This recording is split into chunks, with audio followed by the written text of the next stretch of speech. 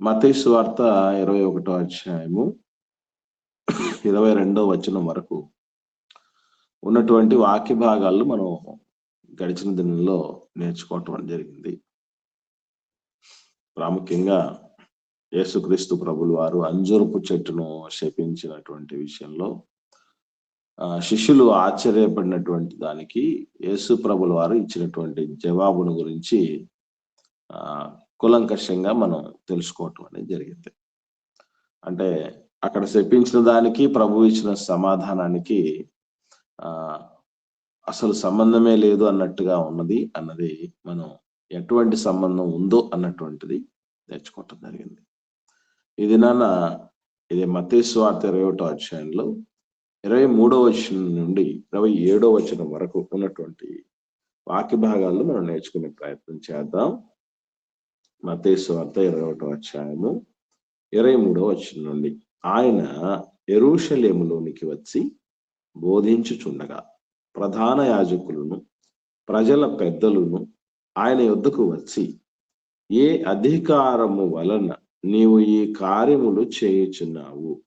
ఈ అధికారము ఎవడు నీకు ఇచ్చెను అని ఆయనను అడుగగా, యేసు, నేనును మిమ్మును ఒక మాట అడుగుదును, అది మీరు నాతో చెప్పిన ఎడల నేనును ఏ అధికారము వలన ఈ కార్యములు చేయుచున్నానో అది మీతో చెప్పుదును. యోహాను ఇచ్చిన బాప్తిస్మము ఎక్కడ నుండి కలిగినది?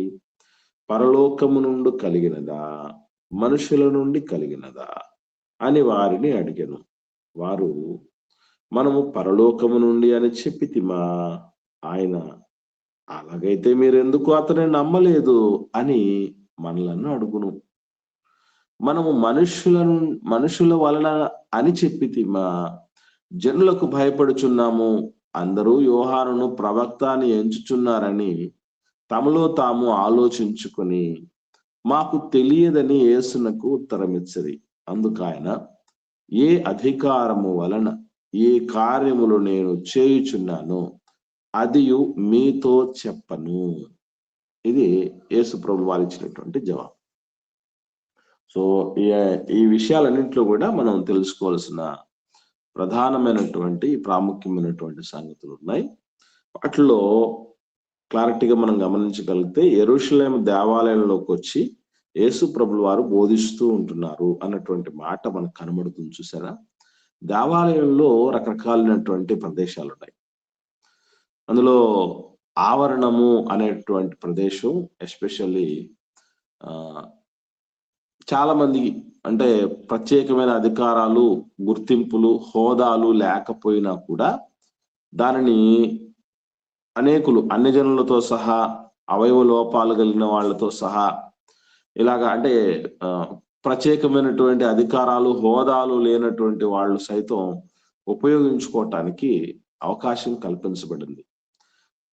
ఆ ఆవరణానికే మరొక పేరు కూడా మనం చూడగలం గ్రంథంలో. అదేంటంటే సొలొమోను మంటపము అని. సొలొమోను మంటపము అక్కడే ఈవెన్ ఆదిమ సంఘ కూడికలు కూడా చాలా వరకు యెరూషలేం పరిసర ప్రాంతాల్లో శిష్యులు అపోస్తలు ఉన్నప్పుడు జరిగాయి. ఇది ఎలా చెప్పగలమనంటే ఒకసారి మనం చూద్దాం. యోహాను సువార్తలో 10వ అధ్యాయం చూద్దాం. యోహాను సువార్త 10వ అధ్యాయము 23వ వచనం ఒకరు చదవండి. అది శీతల కాలము. అప్పుడు యేసు దేవాలయములో సొలొమోను మంటపమున తిరుగుచుండగా. చూడండి, అక్కడ దేవాలయములో ఏముంది? మంటపము. సొలొమోను మంటపము అనేటటువంటిది ఒకటి ఉంది. అసలు ఇక్కడ దేవాలయంలో సొలొమోను గారి పేరు ఎందుకు వచ్చిందంటారు? అది కట్టించింది ఆయనే కదా. కట్టించినటువంటి వాడు ఆయనే గనుక ఆయన పేరిట దేవాలయంలో సొలొమోను మంటపము అనేటటువంటి ఒక పెద్ద మంటపం, ఆవరణము అనేటువంటిది, అంటే ఆ దేవాలయానికి ముందటి భాగంలో ఉండేటటువంటిది మంటపం. అక్కడే ఏం చేస్తున్నారనమాట యేసు ప్రభులు వారు అంటే వాక్యం చెప్తూ ఉంటున్నటువంటి విషయాలు అనమాట. ఎందుకంటే ఈ పండుగ టైంలో అక్కడ అందరూ అన్ని రకాలైనటువంటి వ్యక్తులు కూడా అక్కడ దాకే వచ్చి వెళ్ళడానికి అవకాశం అనేది కల్పించబడింది. ఎవరు పడితే వాళ్ళు ఆ పరిశుద్ధ స్థలంలోనికి, అతి పరిశుద్ధ స్థలంలోనికి వెళ్ళటానికి అనుమతులు లేవు. కనుక సొలొమోను మంటపం అనేటువంటిది దేవాలయంలోనే ప్రత్యేకమైన స్థలం అనేది ఒకటి ఉంది. ఇకపోతే వీళ్ళందరూ వచ్చి శాస్త్రులు, పరిసయ్యులు, అధికారులు వచ్చి అక్కడ యేసుప్రభు మాట్లాడుతుంటే డిస్టర్బ్ చేయటం, ఇవన్నీ దేవాలయం లోపల పరిశుద్ధ స్థలం లోపల అనుమతించరు. అవన్నీ బయటే జరుపుకోవాల్సినటువంటి పరిస్థితి.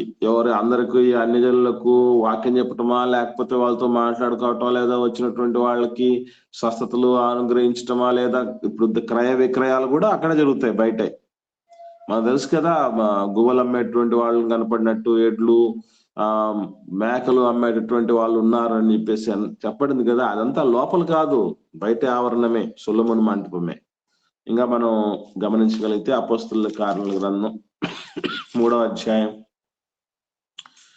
11వ వచనం చూద్దాం. 11వ వచనం వాడు పేతురును యోహానును పట్టుకొని ఉండగా ప్రజలందరూ విస్మయం ఉంది. సొలొమోను దను మంటపములో ఉన్న వారి యొద్దకు గుంపులుగా పరిగెత్తి వచ్చిరి. చూడండి, అంటే వీళ్ళు కూడా అంటే దేవాలయానికి ప్రార్థన చేసుకోవడానికి వెళ్తున్నటువంటి సందర్భం కదా. మనకు 3వ అధ్యాయం ప్రారంభంలో పగలు 3 గంటల సమయంలో పేతురు గారు, యోహాను గారు ప్రార్థన చేసుకోవడానికి వెళ్తున్నారు మందిరంలోనికి. ఆ వెళ్ళబోతున్నప్పుడే ఒకడు అడుక్కుంటున్నాడు అక్కడే. శృంగారమను దేవాలయపు ఆవరణంలో అన్నటువంటి మాట మనం చూస్తాం కదా. అక్కడంతా అదే ఆ ప్లేస్ లో అంతా ఆడుకునేటువంటి వాళ్ళు కానీ, లేకపోతే క్రయ విక్రయాలు చేసేటువంటి వాళ్ళు కానీ, లేదు స్వస్థతలు కోరినటువంటి వాళ్ళు కానీ, వీళ్ళందరూ అన్ని జనులు కానీ మొత్తం అందరూ కూడా అక్కడే ఉంటారు అనమాట, సొలొమోను మంటపం అనేటువంటి ప్లేస్. అట్లాగే 5వ అధ్యాయము, ఇదే అపోస్తలుల కార్యాలు 5వ అధ్యాయము 12వ వచనం చూద్దాం. 12వ వచనం.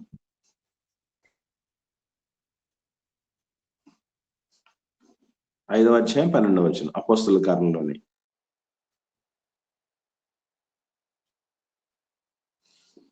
ఏమో ఎవరికి వినబడలేదమ్మా? బ్రదర్స్ గారు, సిస్టర్స్ గారు రెస్పాండ్ అవ్వట్లేదు. ప్రజల మధ్య అనేకమైన సూచక క్రియలను, మహత్కార్యములను అపోస్తుల చేత చేయబడుచుండెను. మరియు వారందరూ ఏక మనస్కులై సొలొమోను మంటపములో ఉండిరి. సో ఇక్కడ మనకు ఈ ఆధారాలన్నింటిని బట్టి ఎక్కడ యేసుప్రభుల వారు బోధిస్తూ ఉండేవాడు ఈ పస్కా పండుగ. ఎందుకంటే అక్కడికి వేల మంది పస్కా పండుగని పురస్కరించుకుని యూదులు అనేకులైనటువంటి అంటే దేవుడు, యూదుల ఇశ్రాయేల్ దేవుడి యొక్క శక్తిని, గొప్పతనాన్ని, విశిష్టతను, ప్రత్యేకతను తెలుసుకున్నటువంటి కొందరు అన్ని జాతులటువంటి వాళ్ళు కూడా రావటానికి అనుమతులు కలిగినటువంటి ప్రదేశం సొలొమోను మంటపమే. కాబట్టి అక్కడే జరిగింది. ఆయన బోధిస్తూ ఉండగానే వాళ్ళు వచ్చి మధ్యలో డిస్టర్బ్ చేయటం జరిగింది. సో ఇందులో ఏమని యేసు ప్రభుల వారు మాట్లాడాడని చెప్పడానికి ముందు ఈ శాస్త్రులు, పరిశీలన వాళ్ళు యేసు ప్రభుల వారిని మాత్రమే కాకుండా ఆయన కంటే ముందు క్రీస్తుకు మార్గం సరళం చేయటానికి వచ్చినటువంటి బాప్తిస్మం ఇచ్చు యోహాను గారిని కూడా ఇలాంటి ప్రశ్నల్ని అడిగారు. ఒకసారి యోహాను సువార్త 1వ అధ్యాయంలోకి వద్దాం. యోహాను సువార్త 1వ అధ్యాయము. కాకపోతే యేసు ప్రభుల వారిని గట్టిగా ఏ అధికారం వలన ఇవన్నీ నువ్వు చేస్తున్నా అన్నటువంటి అంత గట్టి మాటలు మాత్రం ఆయన అడగలేదు. కారణం ఏంటంటే యేసు ప్రభువు లాగా మనం అనుకుంటూ ఉంటాం, చాలా స్ట్రాంగ్ గా అందరినీ గట్టిగా ప్రతిఘటించాడు బాప్తిస్మ యోహాను గారని. కాదు కాదు, యేసు ప్రభుల వారు ఆయనకు మించి శాస్త్రులను, పరిసయ్యులను, వాళ్ళ యొక్క అవిధేయతను, వాళ్ళకు ఉన్నటువంటి వేషధారణని, వాళ్ళకు ఉన్నటువంటి అంధత్వాన్ని అన్నింటినీ కూడా ఎండగట్టడంలో బాప్తిస్మ యోహాను గారి కంటే యేసు ప్రభుల వారు ఎక్కువ చేయటం జరిగింది. ఒక మాటలు చెప్పాలంటే వాళ్ళకు ఒక గొడ్డల పెట్టుగా ఉన్నాడు యేసు ప్రభుల వారు, వాళ్ళకు పెద్ద ఆటంకంగా ఉన్నాడు. కాబట్టి బాప్తిస్మ యోహాను గారిని చాలా స్మూత్ గా అడగటం జరిగింది. వాళ్ళు యేసు ప్రభుల వారిని చాలా స్ట్రాంగ్ గా అడగటం జరిగింది. ఇంతకు ఏమని అడిగారు బాప్తిస్మ యోహాను గారిని అని ఆలోచన చేయగలిగితే యోహాను సువార్త 1వ అధ్యాయము 19వ వచనం నుండి 23వ వచనం వరకు, ఎక్కువ వచనాలను నేను చదువుతాను. యోహాను సువార్త 1వ అధ్యాయము 19వ వచనం నుండి 23వ వచనం వరకు. నీవెవడవని అడుగుటకు యూదులు యెరూషలేము నుండి యాజకులను లేవీయులను యోహాను నొద్దకు పంపినప్పుడు అతడిచ్చిన సాక్ష్యం ఇదే. ఎందుకంటే బాప్టిస్ట్ యోహాను గారు స్పెషల్ గా అప్పటి వరకు లేనటువంటి ఒక సిస్టమ్, కొత్త సిస్టమ్ ని ఏర్పాటు చేశాడు. అది వరకటి కాలంలో ఎక్కడా కానీ యూదుల మధ్య ఇశ్రాయేల్ మధ్య బాప్తిస్మ కార్యక్రమాలు లేవు. బాప్టిస్ట్ యోహాను గారు వచ్చి ఇది స్టార్ట్ చేసేసరికి నువ్వు ఎవరువా బాబు, ఈ కొత్త రకమైనటువంటి పద్ధతిని నువ్వు తెరలేపావు కదా, ఎవరు నువ్వు అని అడగడానికి వాళ్ళు పంపించడం జరిగింది. ఎందుకంటే ఇలాంటివి ఏదన్నా చేస్తున్నారు అని అంటే వాళ్ళు ఎవరై ఉండడానికి అవకాశం ఉంటుంది అనేది వాళ్ళకి ఒక సెన్స్ ఉంది, ఒక అవగాహన ఉంది, ఒక ఐడియా ఉంది. అదేంటంటే ఏమని అడిగారంటే 20వ వచనంలో, అతడు ఎరుగననక ఒప్పుకొనెను, క్రీస్తును కాను అని ఒప్పుకొను. అంటే ఇలాంటి కార్యక్రమాలు చేస్తే క్రీస్తు చేయాలి, నువ్వు క్రీస్తువా, కన్ఫర్మేషన్ కోసం అడిగారు. అప్పుడు ఆ మాట అంటే కాదు నేను క్రీస్తుని కాదన్నాడు. 21వ వచనంలో, కాగవారు నీవెవరు, నువ్వు ఏలియావా అని. ఎందుకంటే మనకు మలాకి గ్రంథం మనకు తెలుసు కదా, ప్రవక్త అయిన ఏలియాను పంపిస్తాను అన్నటువంటి మాట చెప్పడం జరిగింది. వాస్తవంగా చెప్పాలంటే బాప్తిస్మ యోహాను గారే రాబో ఏలియా. కాకపోతే మహనీయుల గొప్పతనం ఏంటంటే వాళ్ళు ఎవరు అనేది తెలియకుండానే దేవుణ్ణి ఉన్నతంగా గెలిపించినటువంటి మహనీయులు. మనకున్న దుస్థితి ఏంటో తెలుసా, మనకు అన్ని తెలిసినా కూడా మనం ఫెయిల్ అయిపోతాం. అంటే ఒక మాట చెప్పాలంటే క్వశ్చన్ పేపర్ లో ఒక్క క్వశ్చన్ లీక్ కాకపోయినా వాళ్ళకు 100% మార్కులు వచ్చాయి. మనకు క్వశ్చన్ పేపర్ అంతా ఫుల్ గా లీక్ అయినా కూడా మనకు మార్కులు రావట్లా. అది మనకు వాళ్ళకి డిఫరెన్స్. ఎందుకంటే యోబు గారు ఆయన పరీక్షించబడుతున్నాడు, యోబు గారికి తెలియదు, ఆయన దేవుణ్ణి గెలిపించాడు. యోనా గారికి సముద్రంలో పడేగానే తిమింగలం వచ్చి మింగుతుందని తెలియదు, ఆయనకి చచ్చిపోతాను అన్నటువంటి ఉద్దేశంతోనే చెప్పాడు. కానీ ఆ తదుపరి దేవుడు అనూహ్యమైన రీతిలో ఆయన నడిపించినటువంటి విధానం మనం చూడగలం. ఇక్కడ కూడా మనం గమనించగలిగితే బాప్టిస్ట్ యోహాను గారికి మలాకి గ్రంథంలో చెప్పబడినటువంటి ఏలియా యొక్క శక్తి బలము కలిగినటువంటి వాడిగా వస్తాడని ఆ దేవుడు ఆ మలాకి గ్రంథంలో చెప్పినటువంటి రాబో ఏలియా ఈయనే అన్నటువంటి విషయం తెలియకపోయినా ఆయన వంటి శక్తియుక్తులతో దేవుణ్ణి ఉన్నతంగా గణపరచడం అనేది జరిగింది. అందుకే ఏమన్నాడంటే నువ్వు ఏలియావా అంటే అతడు కాను అంటాడు. ఇక 22వ వచనం చూస్తే, నీవు ఆ ప్రవక్తవా అని అడగగా కాను అని ఉత్తరపరిచాడు. ఎందుకంటే మోషే గారు చెప్తారు కదా, ఇశ్రాయేల్ సమాజంతో ద్వితీయోపదేశకాండం 18వ అధ్యాయంలో చెప్తాడు, మిమ్మల్ని నడిపించడానికి నా వంటి ప్రవక్త మీ మధ్యకు వచ్చేస్తాడు అని చెప్పడం, వాగ్దానం చేయటం జరిగింది. ఒకవేళ నువ్వు ఆయన ఆ ప్రవక్తవా అని అడగడం జరిగింది. వాస్తవంగా క్రీస్తు లేదా మెస్సియా లేదా అభిషిక్తుడు, ఈ 3 పదాలతో ఉన్నటువంటి రాజు, అలాగే మెస్సియా లేదంటే ఆ ప్రవక్త, ఈ 2 యేసు ప్రభువే. కానీ ప్రజలు కూడా తెలియనటువంటి ఒక క్లారిటీ ఏంటంటే యేసు మెస్సియానే ఆ ప్రవక్త అని, ఆ ప్రవక్తే మెస్సియా అని వాళ్ళకి తెలియదు. ఈ 2 యేసు ప్రభు అని తెలియదు, వేరు అనుకుంటున్నారు. ఎందుకంటే వేరు సందర్భాలు చెప్పబడ్డాయి కదా క్రీస్తు కొరకు, ఆ ప్రవక్త కొరకు. అందుకని వేరు సందర్భాలు చెప్పే కనుక వేరు వ్యక్తులు అనేటువంటి ఆలోచనలు వీళ్ళు ఉండిపోయారు. తర్వాత నువ్వు ఆ ప్రవక్తవా అంటే కాదు అని కూడా చెప్పాడు. కాబట్టి వారు అక్కడతో వదిలిపెట్టలా. నీవెవరు, మమ్మల్ని పంపిన వానికి మేము ఉత్తరం ఇయ్యాలి గనుక నిన్ను గూర్చి నువ్వేమి చెప్పుకొనుచున్నావని ఆయన అడిగిరి. అందుకు ప్రవక్త అయిన యెషయా చెప్పినట్టు, నేను ప్రభు త్రోవ సరాలము చేయుడు అని అరణ్యములు ఎలుగెత్తి చెప్పు ఒకని శబ్దము అని చెప్పాను. అదొక్కటే ఆయనకు తెలిసింది. సో ఇలా బాప్తిస్మం ఇచ్చి యోహాను గారిని కూడా క్వశ్చన్ చేయటం అనేది జరిగింది. ఇకపోతే యేసు ప్రభులు వారిని నువ్వు ఈ కార్యాలు ఎందుకు చేస్తున్నావు అన్నాడు. ఏ కార్యాలు చేశాడని 21వ అధ్యాయంలోనే ఎన్ని జరిగించాడో మనకు తెలుసు. విజయోత్సవంతో యెరూషలేములోనికి ప్రవేశించాడు. ఆ రకమైనటువంటి విజయపు ఊరేగింపులు గడిచిన కాలంలో ఎవరికి జరగలే. అంత గొప్ప నీరాజనాలు, అంత గొప్ప ఫ్యాన్ ఫాలోయింగ్ ఎవరికి జరగలేదు.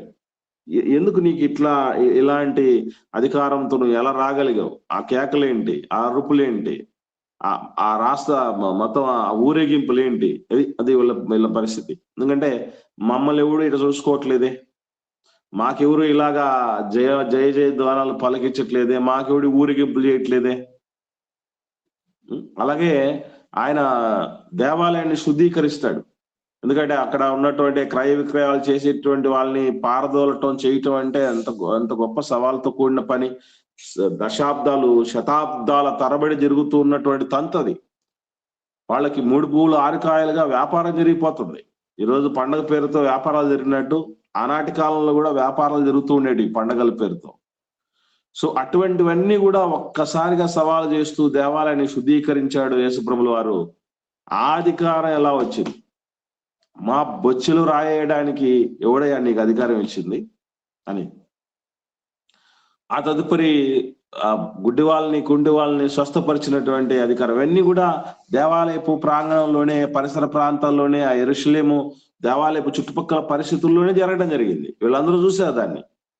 కాబట్టి నీకు మందిరాన్ని శుద్ధీకరించడానికి ఎవడు అధికారం ఇచ్చాడు? ఈ స్వస్థపరచడానికి ఎవడు అధికారం ఇచ్చాడు? అట్లాగే ఈ విజయోత్సవంతో రావడానికి నీకు ఎవరు అధికారం ఇచ్చారు? చంటి పిల్లలు స్తుతిస్తున్నారే నిన్ను, ఇది ఎట్లా ఎందుకు స్తుతింప చేసుకుంటున్నావు? స్తుతి కలగాల్సింది దేవుడికి కదా. కొంపదీసి నువ్వు ఏమైనా దేవుడు అనుకుంటున్నావా? ఇవన్నీ ప్రశ్నలు అన్నమాట. అవన్నీ మనసులో పెట్టుకొని అడిగినటువంటి ప్రశ్న ఏంటంటే, ఏ అధికారం వలన ఇవి చేస్తున్నావు అని అడిగారు. రైట్. ఇంతకు ఈ అధికారం అప్పుడప్పుడు చాలా సందర్భాల్లో యేసుప్రభుల వారు ఏమని చెప్తూ ఉంటారంటే, నాకు అధికారం ఉంది, అధికారం కలిగినటువంటి వాడిగా మాట్లాడుతున్నాడు ఆయన. ఈవెన్ పాపాలు క్షమించడానికి నాకు అధికారం ఉందంటాడు భూమి మీద. అలాగే దయ్యాలను వెళ్ళగొట్టడానికి, స్వస్థపరచడానికి అధికారం శిష్యులకు కూడా ఇస్తాడు. ఇవన్నీ ఎక్కడి నుంచి వచ్చాయి యేసుప్రభుల వారికి? మాట్లాడండి. ఎక్కడి నుంచి వచ్చాయి అధికారాలన్నీ? ఏ అధికారం వల్ల ఇది చేస్తున్నావు అంటే, ఇంతకు ఏ అధికారం వల్ల చేస్తున్నాడు ఆయన? ఆయన దేవుని కుమారుడు అన్నారు. ఒక మాట చెప్పాలంటే దేవుడిచ్చిన అధికారం, అంతే కదా. ఎన్నో సందర్భాల్లో యేసుప్రభుల వారు చెప్తారు ఈ విషయాన్ని. ఈవెన్ చివరిగా మత్తయి సువార్త 28వ అధ్యాయము 18వ వచనంలో ఒక మాట చెప్పబడింది చూడండి. మత్తయి సువార్త 28వ అధ్యాయం 18వ వచనం. అయితే యేసు వారి యొద్దకు వచ్చి, పరలోకమందును భూమి మీదను నాకు సర్వాధికారము ఇయ్యబడి ఉన్నది. ఇక్కడ మీరు గమనించండి, ఇయ్యబడి ఉన్నది అంటే ఎవరిచ్చారు? తండ్రి ఇచ్చిందండి. తండ్రి అయిన దేవుడు యేసుప్రభుల వారికి ఈ అధికారాలన్నీ ఇచ్చాడు. ఓకే. అయితే మీరు గుర్తుపెట్టుకోవాల్సిన విషయం ఏంటంటే, ఇప్పుడు ఎవరన్నా ప్రశ్న అడిగిన వెంటనే మనం జవాబు చెప్పడానికి సిద్ధపడిపోతూ ఉంటాం సాధారణంగా. కానీ గమనించాల్సినటువంటి విషయం ఏంటంటే, అవతలి వాళ్ళు ఎలాంటి వ్యక్తులు వాళ్ళు. ఎందుకనంటే బైబిల్లో కూడా, బైబిల్లో ఆన్సర్లు చెప్పేటప్పుడు ఏమంటాడంటే, మూర్ఖునికి జవాబు చెప్తున్నావు అంటే వాడి మూర్ఖత చొప్పున జవాబు ఇవ్వద్దు అని అంటాడు. మరికొన్ని సందర్భాలు ఏమంటాడంటే, వాడు మూఢతను బట్టి నువ్వు జవాబు ఇవ్వు అని అంటాడు. ఎందుకంటే జవాబు చెప్పలేదు అనుకోండి, వాడు జ్ఞాని అనుకుంటాడట. ఇలా రకరకాలైనటువంటి వ్యక్తులు ఎవరైతే ప్రశ్నలు అడుగుతూ ఉంటారో, ప్రశ్నలు అడుగుతున్నటువంటి వ్యక్తులను బట్టి ఆన్సర్స్ అనేది ఉంటాయి. ఇది మనం గమనించాలి. అందుకే యేసుప్రభుల వారు ఏమని ఆన్సర్ చెప్పారు అని అంటే, మత్తయి సువార్త 21వ అధ్యాయము 24వ వచనానికి వద్దాం. ఈ ప్రశ్న అడగగానే యేసుప్రభుల వారు అంటున్నటువంటి మాట ఏంటి? యేసు, నేనును మిమ్మును ఒక మాట అడుగుదును, అది మీరు నాతో చెప్పిన ఎడల నేనును ఏ అధికారం వలన ఈ కార్యములు చేయుచున్నానో అది మీతో చెప్పుదును. చూడండి, నిజంగా యేసు ప్రభుల వారు ఈ ప్రశ్నకు ప్రశ్న జవాబుగా చెప్తున్నారు. అలాగని అన్ని చోట్ల ఇది ఫాలో అవ్వలేదు సుమా, మర్చిపోకండి. యేసు ప్రభుల వారు అన్ని చోట్ల అందరూ అడిగిన ప్రశ్నలకు ఈలాంటి జవాబును ఎన్నుకోలేదు. ఎన్నో సందర్భాల్లో యేసు ప్రభుల వారిని శిష్యులు అడగటం జరిగింది. ప్రభువా, మరి ఇదేంటి అదేంటి అని ఎన్నో సందర్భాల్లో చంటిపిల్లలాగా అడిగినప్పుడు యేసు ప్రభుల వారు సావధానంగా జవాబు చెప్పారు. మేము ఎందుకయ్యా ఆ దయ్యాలను వెళ్ళగొట్టలేకపోయాం అని అడిగినప్పుడు జవాబు చెప్పలేదా ప్రభు? అట్లాగే ఎట్లా ఎండిపోయింది ప్రభువా అసలు ఆ అంజురపు చెట్టు అన్నప్పుడు యేసు ప్రభు జవాబు చెప్పాడు కదా. ఇలా అనేకులు అడిగినటువంటి ప్రశ్నలకు జవాబులు చెప్పటం జరిగింది. ఇంకపోతే వీళ్ళు చేస్తున్నది, వాళ్ళు స్తుతిస్తూ ఉన్నప్పుడు పిల్లలు వీళ్ళు మాట్లాడుతున్నది, వీళ్ళు చెప్తున్నది నువ్వు గ్రహిస్తున్నావా, నువ్వు గమనించావా అని అంటే, ఎరిగావా, నువ్వు ఎందుకు ఇలా చేస్తున్నారంటే నేను ఎరుగుదును అని రెఫరెన్స్ చెప్తాడు యేసు ప్రభుల వారు. అంటే వాళ్ళు అడిగిన ప్రతి అందరినీ ఒకే రకమైనటువంటి రీతిగా డీల్ చేయలేదు ప్రభుల వారు. ప్రతి ప్రశ్నకు జవాబు మళ్ళీ ప్రశ్నే వేయలేదు. మనం అనుకోవచ్చు ఇదే పద్ధతి అన్ని చోట్లకి మనం అప్లై చేయొచ్చు, పొరపాటు. ఆయన అన్ని సందర్భాల్లో అలా చేయలేదు. వీళ్ళు అడిగినటువంటి ప్రశ్నకు యేసు ప్రభు ఇచ్చినటువంటి ఆ బదులులో ఉన్న ప్రశ్న ఏదైతే ఉందో, యోహాను గారు ఇచ్చిన బాప్తిసం, అదే అందుకే అంటున్నాడు. ఏమని అంటున్నాడు 25వ వచనంలో, యోహాను ఇచ్చిన బాప్తిసం ఎక్కడి నుండి కలిగింది అన్నాడు. అసలు నువ్వు ఏ అధికారం వల్ల ఈ పనులు చేస్తున్నావా అని అడిగితే, యోహాను ఇచ్చిన బాప్తిసం ఎక్కడి నుంచి కలిగిందో చెప్పాయా అన్నాడు. ఎందుకు ఈ మాట అంటే, వాళ్ళు కరెక్ట్ ఆన్సర్ చెప్పారంటే వాళ్ళు అడిగిన ప్రశ్నకు అదే జవాబు. వాళ్ళు సరైన ఆన్సర్ చెప్పగలిగారంటే వారు ముందు యేసు ప్రభు గురించి అడిగినటువంటి ప్రశ్నకు కూడా అదే జవాబు ఉంది. అది వాళ్లకు గ్రహింపుకు రాలే. చాకచక్యంగా తప్పించుకునేటువంటి ప్రయత్నం మాత్రం చేసుకున్నారు. కారణం ఏంటంటే వాళ్ళ ఉనికికి ప్రశ్నార్థకంగా ఇబ్బందికరంగా ఉండేటువంటి పరిస్థితి అక్కడ తలెత్తబోతుంది. వాళ్ళు గ్రహించారు దాన్ని. ఇకపోతే యేసు ప్రభుల వారు ఇక్కడ క్వశ్చన్ అడిగేటప్పుడు 25వ వచనంలో, యోహాను గారు ఇచ్చిన బాప్తిసం పరలోకం నుండి కలిగిందా మనుషుల నుండి కలిగిందా అని అడుగుతాడు. ఇక్కడ బాగా గమనించగలిగితే ఒక సూక్ష్మమైన విషయం ఉంది. అదేంటంటే, ఇప్పుడు మనుషుల నుంచి కలిగిందా అని అడిగి ఇంకొక క్వశ్చన్ అడిగేటప్పుడు ఏమని మాట రావాలి? మనుషు నుండి కలిగిందా దేవుడి నుండి కలిగిందా అనాలి కదా. గమనించండి, మనుషుల వలన కలిగిందా దేవుని వలన కలిగిందా? గమలీయేలు అనేటువంటి ఒక పెద్ద ఆయన ఉన్నాడు. సమస్త ప్రజల చేత మంచి సాక్ష్యము పొందినటువంటి వ్యక్తి, ఘనుడైనటువంటి ధర్మశాస్త్ర ఉపదేశకుడైనటువంటి గమలీయేలు నాకు పెద్ద ఆయన ఉన్నాడు.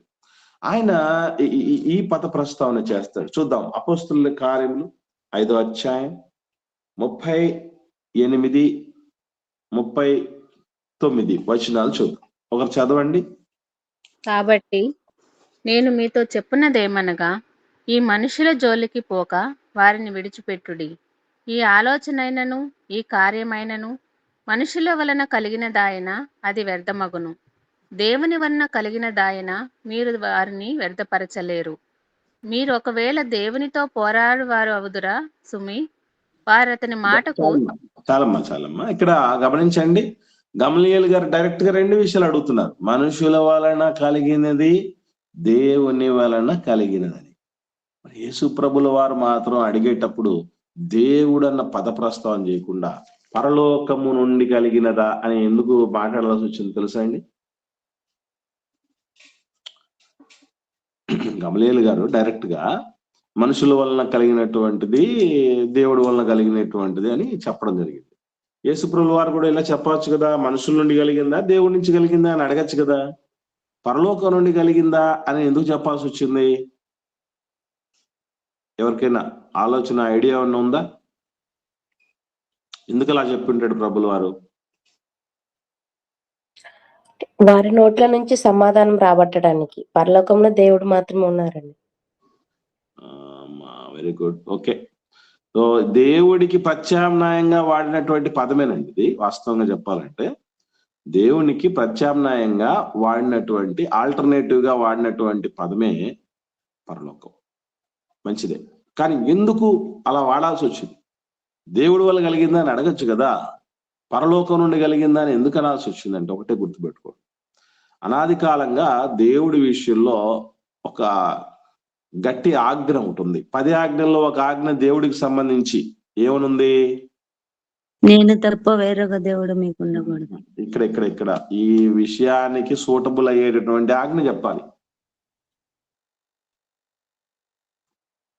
నీ దేవుడైన యెహోవా నామమును వ్యర్థముగా ఉచ్చరించకూడదు. అంటే చీటికి మాటకి దేవుడి మాటను తీసుకొచ్చే పరిస్థితుల్లోనికి వెళ్ళకూడదు అని నేర్పించటానికి, చాటటానికి యేసు ప్రభుల వారు దేవునికి ప్రత్యామ్నాయంగా ఉండే పద ప్రస్తావన చేశారు. అంటే యేసు ప్రభుల వారు ఏ విషయాన్ని తీసుకున్నా దాంట్లో చాలా సూక్ష్మమైనటువంటి సంగతులు ఉంటాయి. గమలీయేలు వారు డైరెక్ట్ గా దేవుడి వలన మనుషుల వలన అని చెప్పడం జరిగింది, కానీ ప్రభుల వారు మాత్రం పరలోకం నుండి కలిగిందా అనే ప్రస్తావన ఎందుకు చెప్పాల్సి వచ్చిందనంటే దేవుడి పేరుని అంత సులభంగా ఈజీగా ఒక ఊత పదంలాగా, ఒక వ్యర్థ పదంలాగా మాట్లాడడం అనేది చేయకూడదు. అంత జాగ్రత్త పడుతూ వస్తున్నాడు దేవుడి విషయంలో యేసు ప్రభుల వారు. సో ఈ మాట అడిగినప్పుడు యేసు ప్రభుల వారు సందిగ్ధంలో పడిపోయారు. వారు ఇక ముందుకు గాని వెనక్కు గాని, అవునని గాని కాదని గాని చెప్పలేకపోయారు. అవునని చెప్తే ఏం జరుగుతుందో అర్థమైపోయింది, కాదని చెప్తే ఏం జరుగుతుందో అర్థమైపోయింది. ఎస్, మళ్ళీ వాళ్ళు ఏమంటున్నారు చూడండి, వారు మనం పరలోకము నుండి అని చెప్పుతిమా, ఆయన అలాగైతే మీరెందుకు అతన్ని నమ్మలేదు అని మనల్ని అడుగుతాడు. అంటే వీరు ఏ జవాబు చెప్పినా కూడా ఇది యేసు ప్రభుతో లింకప్ అయి ఉంటుంది. బాప్తిస్మ యోహాను విషయంలోనే కాదు, ఇప్పుడు ఆయన ఎందుకు నమ్మలేదు అని అన్నటువంటి దానికి యేసు ప్రభును ఆయన్ను కాపాడుకోవాలి అనడానికి, తాను డిఫెండ్ చేసుకోవటానికి ఏమిటి సంబంధం అని అంటే, దేవుడి నుంచి కలిగినటువంటి అధికారంతోనే వచ్చాడు బాప్తిస్మ యోహాను గారని నమ్మగలిగితే ఆటోమేటికల్ యేసు ప్రభును కూడా నమ్మాలి. ఎందుకు? లోక పాపములను మోసుకొని పోవు దేవుని గొర్రె పిల్ల అని యేసు ప్రభుని గురించి బాప్తిస్మ యోహాను గారు సాక్ష్యం ఇచ్చారు. నేను నీ చేత బాప్తిస్మం పొందవలసిన వాడిని ఉండగా నీవు నా చేత బాప్తిస్మం పొందుతున్నావా అని యేసు ప్రభుని నివారించిన వాడు. ఇలా అనేక సందర్భాల్లో యేసు ప్రభువును నాకంటే గొప్పవాడు, నాకంటే గనుడు వస్తాడు, ఆయన చెప్పులు వారు విప్పటానికి యోగ్యుడిని గాను, ఆయన చెప్పులు మోయటానికైనా యోగ్యుడిని గానని చెప్పినటువంటి పరిస్థితి. నేను మీ నీళ్లతో బాప్తిస్మం ఇస్తున్నాను, ఆయన మీకు పరిశుద్ధాత్మతో అగ్నితో కూడా బాప్తిస్మం ఇస్తాడని చెప్పినటువంటి సందర్భాలు ఉన్నాయి. కాబట్టి బాప్తిస్మ యోహాను గారికి ఉన్న అధికారం దేవుడి వల్ల కలిగిందని నమ్మగలిగితే మీరు ఖచ్చితంగా బాప్తిస్మం తీసుకోవాలి, ప్లస్ యేసు ప్రభుని నమ్మాలి. ఈ క్వశ్చన్లు అడగకూడదు, మరి అడగడానికి మీకు ఇంకా స్కోపే ఉండదు అనేటటువంటి విషయం ప్రభుల వారు గ్రహించి అడిగినటువంటి ప్రశ్న. ఇక రెండో విషయం ఏంటంటే 26వ వచనంలో వాళ్ళు అంటున్నారు, మనుషుల వలనని చెప్తే జనులకు భయపడుచున్నాము. ఎందుకంటే జనులందరూ బాప్తిస్మ యోహాను గారిని ప్రవక్త అని నమ్ముతున్నారట. మరి యేసు ప్రభువును కూడా ప్రవక్త అని నమ్ముతున్నారు. ఇప్పుడు ఎన్ని కేకలన్నీ వేస్తూ ఉంటే జయము జయము దావీదు కుమారుడు జయము జయము అని మాట్లాడుకుంటూ చేసుకుంటూ ఉంటే చెప్పినటువంటి మాట ఏంటి? వాళ్ళందరూ అనుకుంటూ ఉన్నటువంటి మాటల్లో చూడగలిగితే ఆయన ఎవరు అనే కలవరం పుడితే జనసమూహం ఏమని చెప్పడం జరిగింది? ముందే మనం చదివాం, మళ్ళీ చదువుదాం. 11వ వచనం, ఇదే మత్తయి సువార్త 21వ అధ్యాయము 11వ వచనం. యేసు ప్రభువును కూడా జనాలు ఏమని నమ్ముతున్నారట? చదువుదాం. ఈయన గలిలయలోని నజరేతు వాడగు ప్రవక్త అయిన యేసు అని చెప్పిరి. కాబట్టి ప్రవక్త అనేటువంటి విషయాన్ని వీళ్ళు కూడా నమ్ముతున్నారు. కాబట్టి మీరు కూడా నన్ను ప్రవక్తని నమ్మాల్సినటువంటి పరిస్థితి కదా. జనాలందరూ నమ్ముతున్నారు. మరి బాప్తిస్మ యోహాను గారు ప్రవక్త అని జనాలు నమ్ముతూ ఉంటే నువ్వు భయపడి ఉన్నట్లుగా నా విషయంలో కూడా మీకు భయం రావాలి కదా. కాబట్టి ఎటు చెప్పినా అంటే ఏంటి అర్థం ఇక్కడ? ప్రవక్త అని జనాలు నమ్ముతున్నారంటే బాప్తిస్మిచ్చు యోహాను గారిని ప్రవక్తగా చేసింది ఎవరన్నమాట? దేవుడే. కాబట్టి టోటల్ గా మనం గమనించగలిగితే ఎటు జవాబు చెప్పినా మనం ఇరుక్కుపోతాం అని ఆలోచన చేసి వాళ్ళు ఒక అందమైన అబద్ధాన్ని చెప్పారు. ఏమిటది? ఏం అబద్ధం అండి అది? తెలియదని చెప్పినారు. మాకు తెలియదు. ఎప్పుడైనా మీరు చూడండి, మనలో కూడా మెజారిటీ తప్పించుకోవటానికి చెప్పే జవాబుల్లో ఫస్ట్ ఉండేది ఇదే. ఏమిటది? మాకు తెలియదు.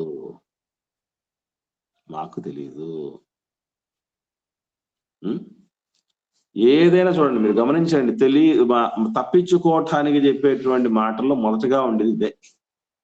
వాస్తవం చెప్పాలంటే వీళ్ళు అబద్ధం మాట్లాడుతున్నారు. ఇంకోపోతే యేసుప్రభుల వారు జవాబు చెప్తూ ఆయన కూడా చెప్పిన మాట ఏంటి అనంటే 27వ వచనం, అందుకు ఆయన, ఏ అధికారం వలన ఈ కార్యములు చేయుచున్నానో అది మీతో చెప్పను అన్నాడు ఆయన.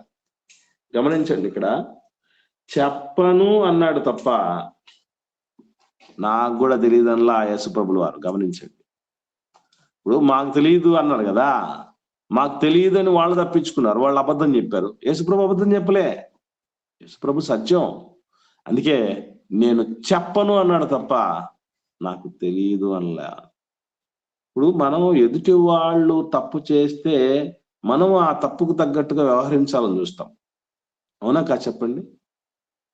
వాళ్ళు ఏదైనా తప్పు చేశారనుకో, తెలుసో తెలియక పొరపాటు చేశారు, తెలిసి అటువంటి పొరపాటు చేసిన వాళ్ళ పట్ల మనం కూడా పొరపాటుగానే వ్యవహరిస్తాం.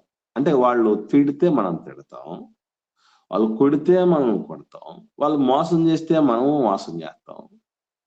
ఇది అంటే టిట్ ఫర్ టాట్ అంటారే.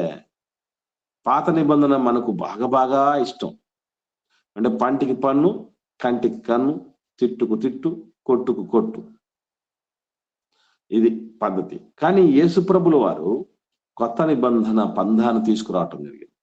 అది ఏంటి అని అంటే, ఎదుటివాడు అసత్యవాది అయినా కూడా, ఎదుటివారు నీతిమాలిన వారు అయినప్పుడు కూడా మన నీతి పోగొట్టుకోకూడదు. అందుకే యేసుప్రభు వారు మీకు తెలియదు అన్నారు కదా, నాకు కూడా తెలియదు అని చెప్పొచ్చు. కానీ తెలియదు అని చెప్పలేదు. తెలియదని చెబితే యేసుప్రభు కూడా వాళ్ళలాగే వేషధార అవుతాడు, వాళ్ళలాగే అబద్ధికుడు అవుతాడు. అందుకే నాకు తెలియదు అనలేదు, కానీ నాకు తెలుసు కానీ మీతో చెప్పను. నేను అడుగుతున్న ప్రశ్న ఏమిటంటే, ఎందుకు చెప్పలేదు వాళ్ళకి? ఏమంటే ఎందుకు చెప్పలేదు అంటారు?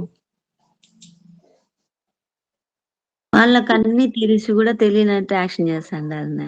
అంటే ఓకే, వెరీ గుడ్ అమ్మా. తెలిసి కూడా తెలియనట్టు వాళ్ళు యాక్షన్ చేస్తున్నారు. ఇంకా ఇంకా ఇంకా ఇంకా అదొక కారణం సిస్టర్, మంచి మంచి మంచి కారణమే. మనకు ఎందుకు కొన్ని సందర్భాల్లో కొందరికి సత్యాలు చెప్పని పరిస్థితులు ఉన్నాయి, అది మనం తెలుసుకోవాలి. మనం అనుకుంటూ ఉంటాం ఏమనంటే అందరికి చెప్పాలి కదా, అందరికి చెప్పాలనుకుంటాం. నో, ఇప్పుడు మీ ఎమ్మెల్యేకి మనం అందరికీ చెప్పాల సత్యం అనుకుంటే, మరి ఒక నియోజకవర్గానికి అధికారి కదా, ప్రజాప్రతినిధి కదా, ఎమ్మెల్యే గారికో, ఎంపీ గారికో, ముఖ్యమంత్రికో, ప్రధానమంత్రికో ఎందుకు మనకు చెప్పాలనిపించలేదు? ఇప్పుడు వాళ్ళు మారిపోతే మొత్తం వాళ్ళ చేతి కింద ఉన్న వాళ్ళందరూ మారిపోతారు కదండి. వాళ్ళకి ఎందుకు చెప్పలేము? చెప్పమనం కలెక్టర్ గారికి ఎందుకు చెప్పము వాక్యం? ఎందుకండి వాళ్ళ దగ్గరికి వెళ్ళాం? అధికారులకు అంటే అధికారంలో ఉన్నారు కాబట్టి. అంటే అధికారంలో ఉన్న వాళ్ళకి రక్షణ అవసరం లేదమ్మా. అవసరమే, కానీ వాళ్ళు హృదయం గట్టిపరుచుకుంటారు, కఠినపరుచుకొని మాకు అన్ని తెలుసు అనుకుంటారు. మీరు దగ్గరకు వచ్చారు అయితే దీనికి రెఫరెన్స్ జోడించాలి, అంతే, ఏం లేదు. రెఫరెన్స్ జోడించాలి. ఏమిటి అంటే ఇప్పటికే మీకు స్ట్రైక్ అయి ఉండాలి. మత్తయి సువార్త 7వ అధ్యాయం 6 వచనం చూద్దాం. 6వ వచనం. పరిశుద్ధమైనది కుక్కలకు పెట్టకుడి, మీ ముత్యములను పందుల ఎదుట వేయకుడి, వేసిన ఎడల అవి ఒకవేళ వాటిని కాళ్ళతో తొక్కి మీ మీద పడి మిమ్మును చీల్చివేయును. ఇప్పుడు అర్థమైందా ఎందుకు చెప్పలేదు యేసుప్రభుల వారు? దాని విలువ తెలియని వాళ్ళకి అసలు చెప్పొద్దంటానండి. అదనమాట. అంటే అందరికీ చెప్పాలన్నటువంటి కుతూహలం మనకు అక్కరలేదు. అందరికీ చెప్పలేదు. అందరికీ చెప్పినా అది ఎక్కదు. అందుకే ఎవరికి చెప్పాలో మనకు అర్థమైపోద్ది. ఇప్పుడు వాళ్ళు పరలోకానికి దేవుడికి దగ్గరగా ఉన్నారా, దూరంగా ఉన్నారా, వీళ్ళు వినేవాళ్ళ, వినని వాళ్ళ, అవన్నీ మనకు దేవుడిచ్చిన అనుభవంతో, ఆ విజ్ఞతతో, ఆ సూక్ష్మ బుద్ధితో మనకు అర్థం అవుద్ది. అర్థమైనప్పుడే వాళ్ళకు మనం ఆ పరిశుద్ధమైనది పెట్టడానికి, అలాగే ఆ ముత్యాలను అందించటానికి మనం సిద్ధపడాలి. చిన్న మాట చెప్తాను. దేవుడి వాక్యం గొప్పదా, మన ఇంట్లో ఆడపిల్ల గొప్పదా? దేవుని వాక్యం గొప్పది. దేవుని వాక్యమే గొప్పది. అందరూ అది నమ్ముతారు కదా, బ్రదర్స్ సిస్టర్స్ అందరూ నమ్ముతాం కదా. మన ఇంట్లో ఆడబిడ్డని ఇచ్చేటప్పుడు ఇవ్వడం అంటే వివాహం పేరుతో ఒక అయ్య చేతిలో పెట్టేటప్పుడు యోగ్యత చూసిస్తామా, లేకపోతే కళ్ళు మూసుకుని ఎవడు పడితే ఎవడికి ఇస్తామా? యోగ్యతను బట్టి అంతే కదమ్మా. ఇప్పుడు మన ఇంట్లో ఉన్న ఆడ కూతురు కంటే లోకాలను కలగజేసిన సృష్టికర్త వాక్యం కదా అది.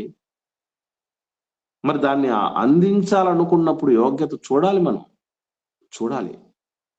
అసలు వీళ్ళు ఖచ్చితంగా వినకపోగా మన మీదే దాడి చేయటానికి వచ్చేవాళ్ళు కొంతమంది. వాళ్ళ దగ్గర చెప్పకూడదు.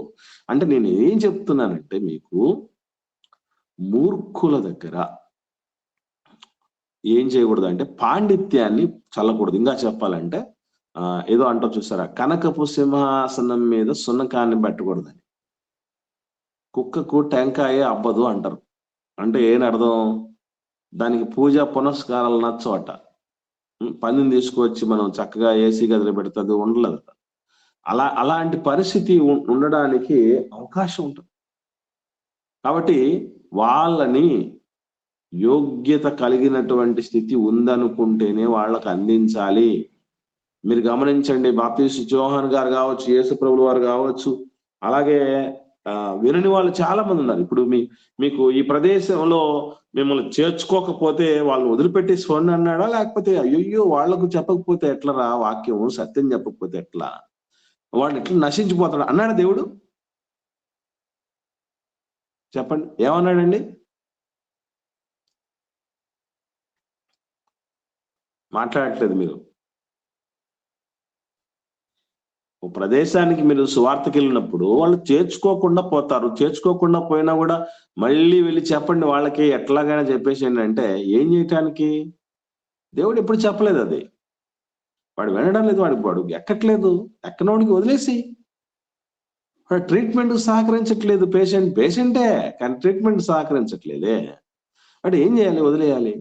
ఈరోజు మన వాళ్ళు చాలా మంది ఈ విషయాలు తెలియక ఏం చేస్తారంటే, ఆ విగ్రహాలను ఊరేగింపు చేసుకుంటూ వస్తే అక్కడ ఆ విగ్రహములు ఒట్టివి, అవి కళ్ళుండి చూడలేవు, చెవులుండి వినలేవు, నోరుండి మాట్లాడలేవు అంటే ఈడు నోరు లేకుండా కొట్టి చంపేస్తారండి. ఎప్పుడు ఏంటి మాట్లాడాలో చెయ్యాలనేటువంటి విషయం రక్షించాలి, తప్పులేదు. ఎప్పుడు రక్షించాలి, ఎవరిని రక్షించగలగాలి, ఏది పరిస్థితి అని మనం తెలుసుకోవాలి కదా. ఉన్నది మరి ముస్లిం పెద్దలకు, మత పెద్దలకు వెళ్ళి ఎందుకు వాక్యం చెప్పం మనం? హైందవ గురువులకు ఎందుకు చెప్పం మనం? ఆ గురువులు మారిపోతే అందరూ మారిపోతారు కదా. మనకి ఈ ఆలోచన రావాలి. యేసుప్రభుల వారు శాస్త్రుల పరిస్థితులకు జవాబు ఎందుకు చెప్పలే?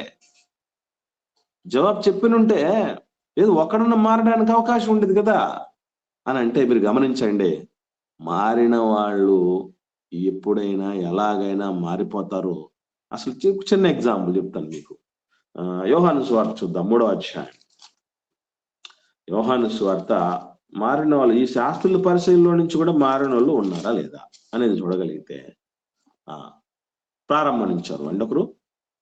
యోహాను సువార్త అధికారి అయిన నికోదేము పరిచయుడు ఒకడుండెను. అతడు రాత్రి యందు ఆయన యొద్దకు వచ్చి, బోధకుడా, నీవు దేవుని యొద్ద నుండి వచ్చిన బోధకుడవని మేము ఎరుగుదుము. దేవుడు చూడండి చాలమ్మా. ఇక్కడ సందర్భం ఏంటి అంటే, ఎవరు వచ్చారు యేసుప్రభు దగ్గరికి? యూదుల అధికారి అయిన నికోదేము అను పరిసయ్యుడు. శాస్త్రులు పరిసయ్యులు ఏం చేశారని రాయబడింది మనకు తెలిసింది. దేవుడి సంకల్పాన్ని నిరాకరించారు. ఈవెన్ బాప్తిస్మిచ్చే యోహాను గారిని నమ్మలేదు, యేసుప్రభుని వారు కూడా నమ్మలేదు. ఈ విషయాల్ని యేసుప్రభుల వారు స్వయంగా చాలాసార్లు చెప్తాడు. కాబట్టి ఇన్ని ఎందుకు చెప్తాడంటే, ఇక్కడ శాస్త్రులు పరిచయాలు అందరూ మారని వాళ్ళు లేరు, మర్చిపోకండి, గమనించండి. అందరిలో ఎవ్వరు మారలేదు, మొత్తం అందరూ కట్టకట్టుకుని పోయి సచ్చారనడానికి లేదు. కొందరు నిత్య జీవానికి నిర్ణయించబడిన వాళ్ళు మారుతూ వచ్చారు. ఇంకో విషయం ఏంటంటే, యేసు ప్రభుల వారి దగ్గరికి వెతుక్కుంటూ వచ్చాడు ఈ పరిచయుడు. పెద్ద ఆయన, ముసలోడు, అధికారి, పరిచయుడు. అంత పరిస్థితిలో ఉన్నటువంటి వ్యక్తి కూడా వెతుక్కుంటూ రావటం జరిగింది నిత్య జీవాన్ని. ఎందుకంటే విలువ తెలిసి ఆ రక్షణ వలయంలో, ఆ మ్యాగ్నటిజంలో ఎవరైతే ఉంటారో వాళ్ళు వచ్చేస్తారు. అంతే, వాళ్ళు వచ్చేస్తారు. అంతవరకు ఎందుకు మీకు అర్థం కావడం మాట చెప్తాను. మీరు ఇప్పటికి కొన్ని 10 సార్లు కొందరికి చెప్పి ఉంటారు, అయ్యా రండి రండి రండి, కార్యక్రమం జరుగుతుంది, మీటింగ్స్ జరుగుతున్నాయి, ఈ విధంగా గూగుల్ మీట్ లో రోజు ఉదయ సాయంత్రాల్లో జరుగుతూ ఉన్నాయని చెప్పుంటారు. చెప్పున్నా వాళ్ళు రావడం లేదని అంటే ఇంక వాళ్ళు వదిలేయాలి. ఎందుకంటే నీతిమంతులకు ఒక్క గద్దెంపు మాట చాలట, లోతుగా నాటపడుతుందట. కాబట్టి మనం ఏది సామధాన భేద దండోపాయాలు ఎన్ని చేయాల్సినా కూడా రానిటువంటి మనస్తత్వం ఉన్న వాళ్ళు ఉంటారు. వాళ్ళ విషయంలో ఎవరు బాధపడకండి, నేను అది చెప్పదలిసింది.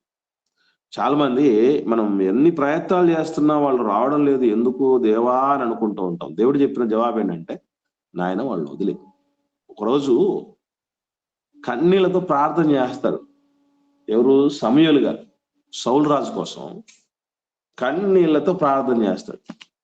కానీ అలా ప్రార్థన చేసినప్పుడు దేవుడే కల్పించుకొని చెప్పిన మాట ఏంటి తెలుసా?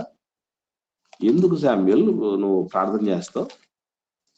వాడు సౌలు ఉన్నాడు చూసావా, సౌలు కోసం ఎందుకు ప్రార్థన చేస్తావు నువ్వు? వద్దు మానే. ఎందుకనంటే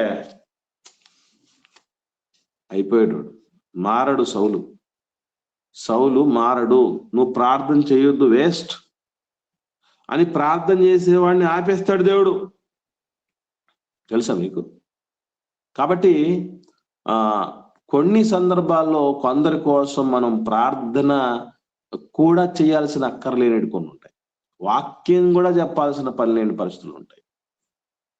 అలాగని మనం ఏదో కొందరికి పరిమితం అవుతున్నాం, కొందరికి పక్షపాతులు అని కాదు. ఇక్కడ క్లారిటీగా మనం గుర్తుపెట్టుకోవాల్సింది ఏంటంటే, మనం నీతిని ప్రేమించాలి, దుర్నీతిని ద్వేషించాలి. నేను అందరికి చెప్పడం లేదే. ఇప్పుడు నా కుటుంబ సభ్యులకి నేను వాక్యం చెప్పట్లేదండి, నా కుటుంబ సభ్యులకి నేను వాక్యం చెప్పట్లా. ఎందుకంటారు అంటే, మారే వాళ్ళైతే ఇప్పటికే నన్ను చూసిన వాళ్ళు మారాల్సిందే. నా జీవితం వాళ్ళకి తెలుసు, నా పద్ధతులు వాళ్ళకి తెలుసు, నేను ఏం మాట్లాడతానో వాళ్ళకి తెలుసు, ఎలా ఉంటానో వాళ్ళకి తెలుసు. అందరికంటే ఎక్కువ నా కుటుంబ సభ్యులకి తెలిసేది. కాబట్టి వాళ్ళు మారాల్సినటువంటి వాళ్ళు ఎప్పుడు మారేవాళ్ళు. లైవ్ లో సత్యవాక్యము ప్లస్ జీవితం ఉంది, రెండు ఉన్నటువంటి వాళ్ళు కూడా మారట్లేదంటే ఇక మారటానికి లేదు అవకాశం. అందుకే వాళ్ళకి చెప్పినా ప్రయోజనం. కాబట్టి ఎప్పుడూ కూడా జనాల్లో, మన చుట్టుపక్కల ఉన్నటువంటి వాళ్ళు కావచ్చు, అందరి మనుషుల్లో, మనకు వేరే వ్యక్తులలో 2 రకాలైన వాళ్ళు ఉంటారు. వాళ్ళని నిత్య జీవాన్ని నిర్ణయించబడినటువంటి వాళ్ళు, సులభంగా లోబడి దేవుడి మాటలకు పూర్తిగా సరెండర్ అయిపోయినటువంటి వాళ్ళు ఒక రకమైతే, రెండవ రకం వాళ్ళు అస్సలు లోబడినటువంటి వాళ్ళు. అటువంటి వాళ్ళకి మనము ఏమి చెప్పనక్కర్లేదు. యేసుప్రభుల వారు సైతం శాస్త్రుల పరిశీలకి, నేను మీకు ఏ అధికారం వల్ల ఇది చేస్తున్నానో నేను మీకు చెప్పను అన్నాడు. ఎందుకంటే చెప్పినా ప్రయోజనం లేదు. చెప్పినా ప్రయోజనం లేదు. యేసుప్రభుల వారు అంటూ ఉంటాడు, నువ్వు ఎవరో చెప్పారు జనాలు అడుగుతూ ఉంటే, నేను మీతో ఎవరినో చెప్పినా మీరు నమ్మర్రా బాబు, నమ్మనప్పుడు నేను ఎందుకు చెప్పాలి, ఎందుకని చెప్పను అంటాడు. కాబట్టి జనాల్లో ఈ రకపు వాళ్ళు కూడా ఉన్నారు.